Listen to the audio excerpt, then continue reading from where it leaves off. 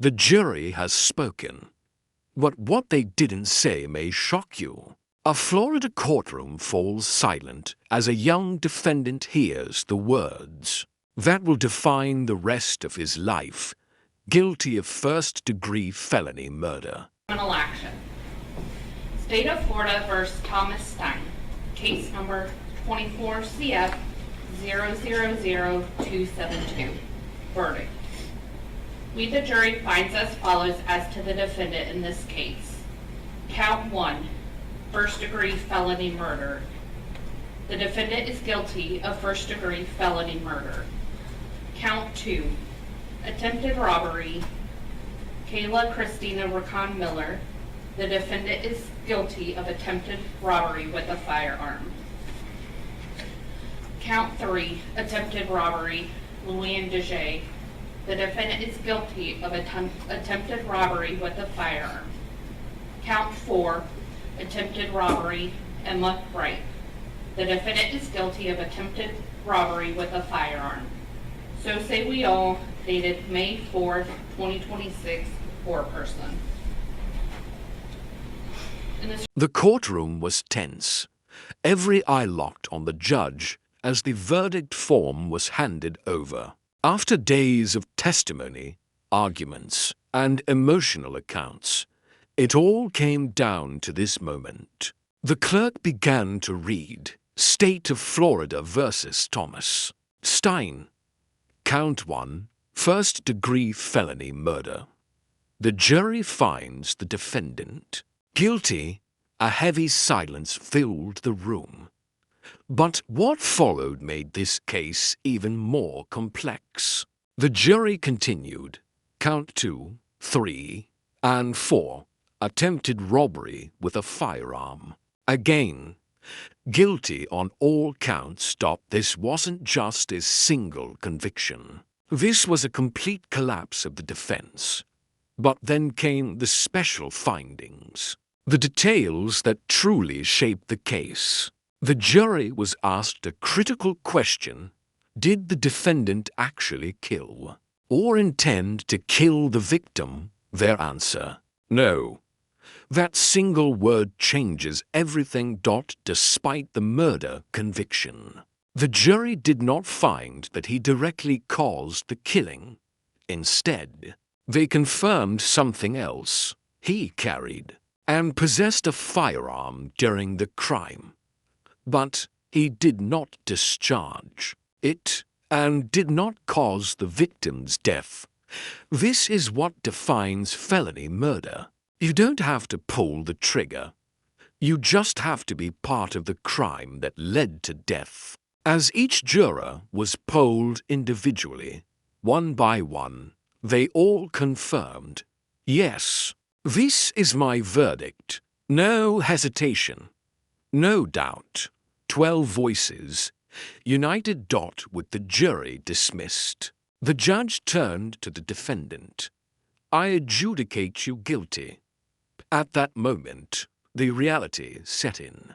The charges weren't just words anymore. They were now convictions. But the case wasn't over.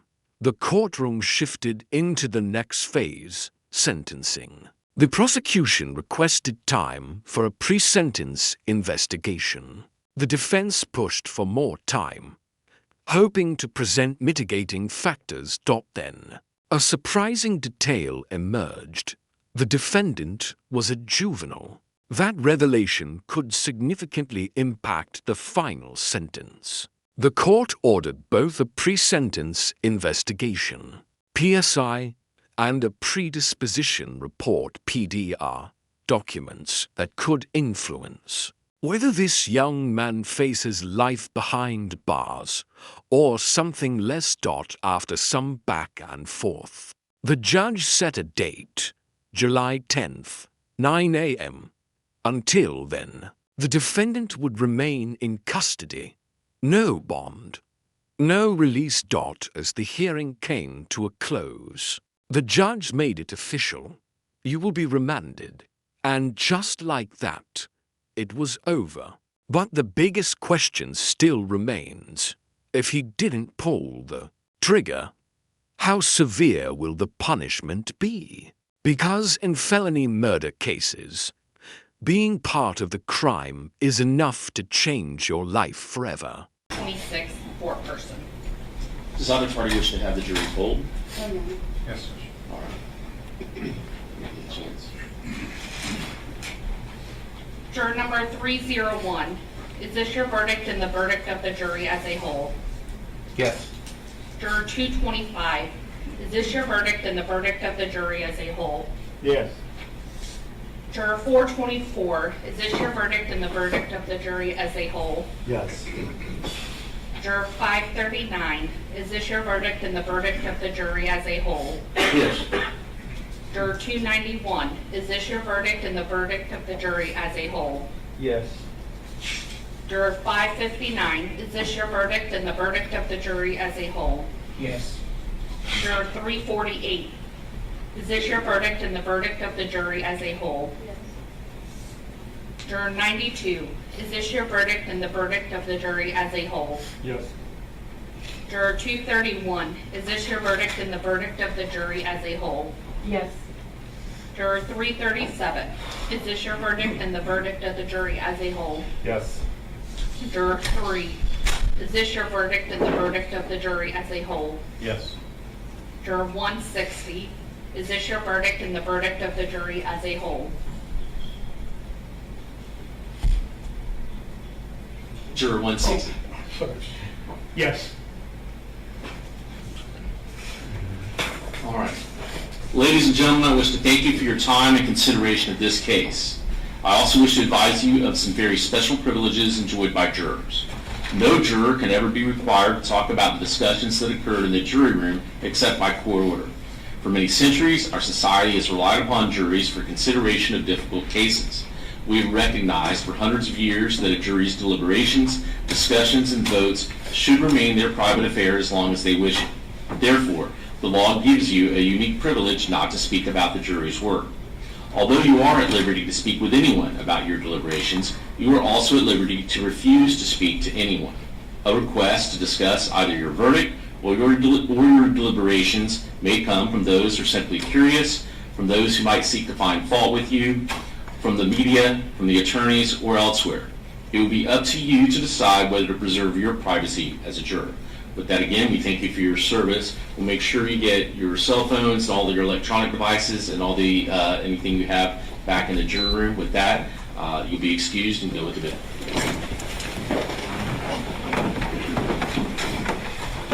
Just make sure we get all the notepads and stuff back.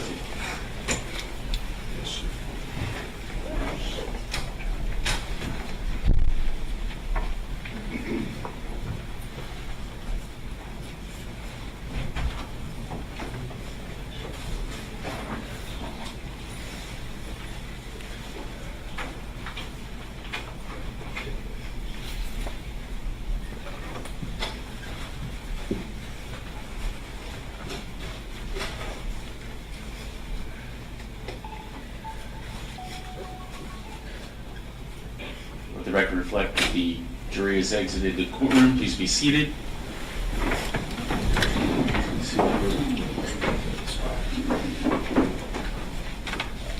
All right, Mr. Stein, the jury having convicted you of count 1, first-degree felony murder as charged, count 2, attempted robbery as charged, with attempted robbery with a firearm, count 3, attempted robbery with a firearm, and count 4, attempted robbery with a firearm. To those charges and as to the special findings, which they did find that beyond a reasonable doubt that during the commission of the crime you personally carried, displayed, or used a firearm, and that you did actually possess a firearm. And that's as to the first-degree felony murder charge, as well as special finding that you as to count 3, attempted robbery, that the jury found beyond a reasonable doubt that during the commission of the crime you actually possessed a firearm, and as to count 4, attempted robbery, again that you did actually possess a firearm during the commission of the crime.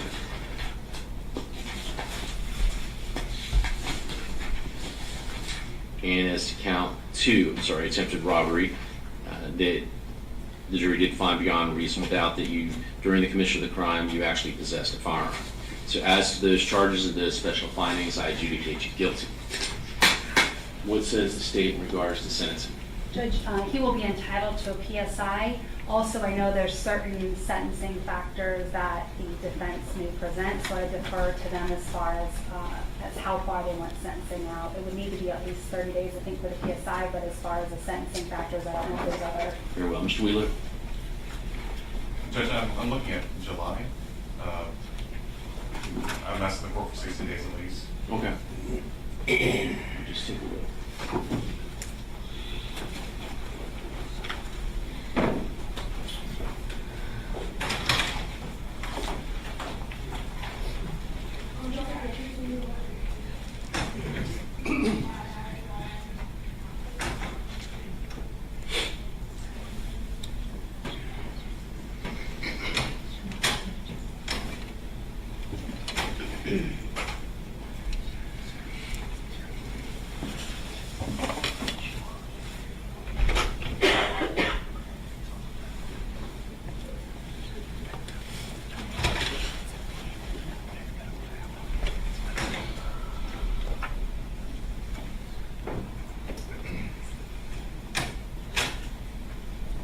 How about Monday, July 20th at 1:30? Judge, I'm out of the office that week. Here's my vacation. How about July 10th?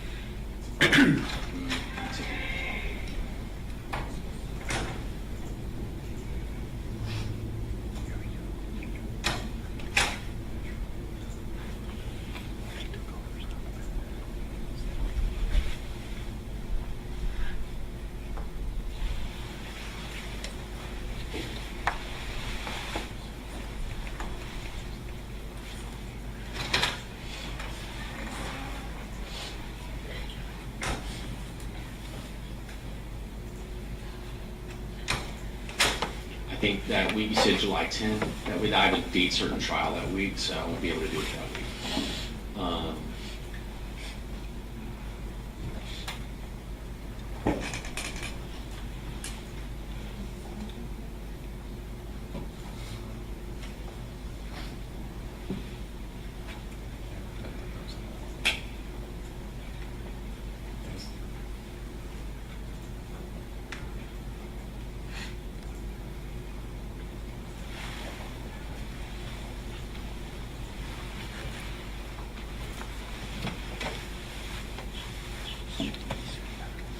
How about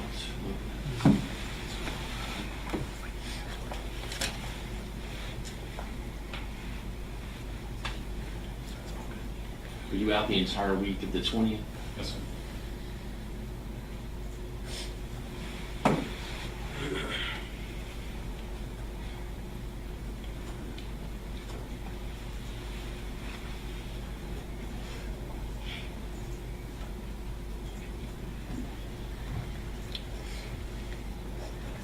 How about the 31st, Judge? I'm sorry? 31st of July.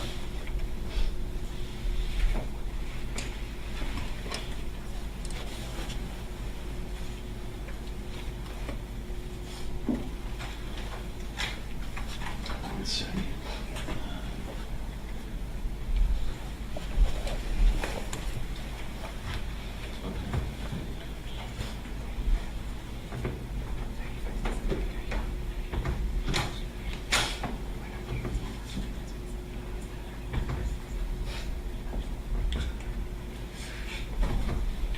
I could do Monday, August 3rd at 1:30. Judge, I'm out that week. Okay.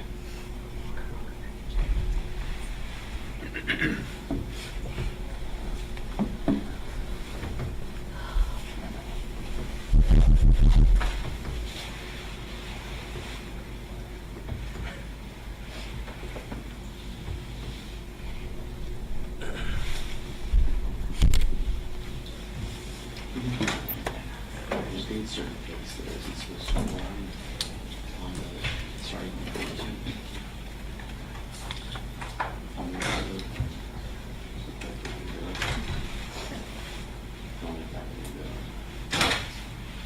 How long do you plan on for sentencing? Like, how much time should I block? I would say at least a couple hours, Judge. What's that? Probably 3 hours between the two of us.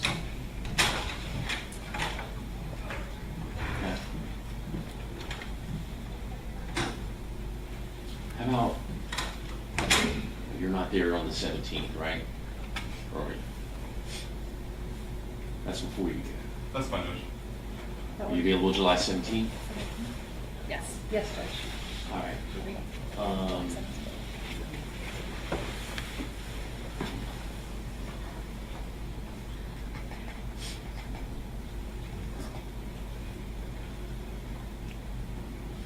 I'm going to set it for Friday, July 17th at 9 a.m. I have a date certain trial tentatively scheduled. It's date certain, but things change between now and then. So if that ends up having to still be taking place, we'll contact you all well ahead of time to readjust that. Okay. So July 17th at 9 a.m. And Judge, Ms. Wolf just reminded me, I haven't done this a lot, but there also needs to be a PDR ordered because he was a juvenile. And then if you can just give an order allowing DJJ to have access to him in custody, I know that can be an issue. Okay. So I'll order a pre-sentence investigation, predisposition report, and I'll allow DJJ to have access to Mr. Stein while he's in custody.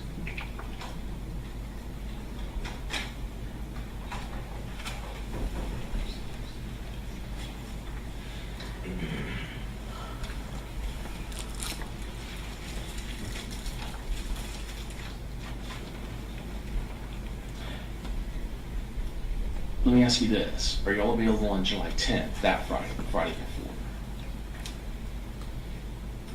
Yes, Judge. July 10th. July 10th? Yes, sir. You are? Okay, so, Mind your own business. That's it.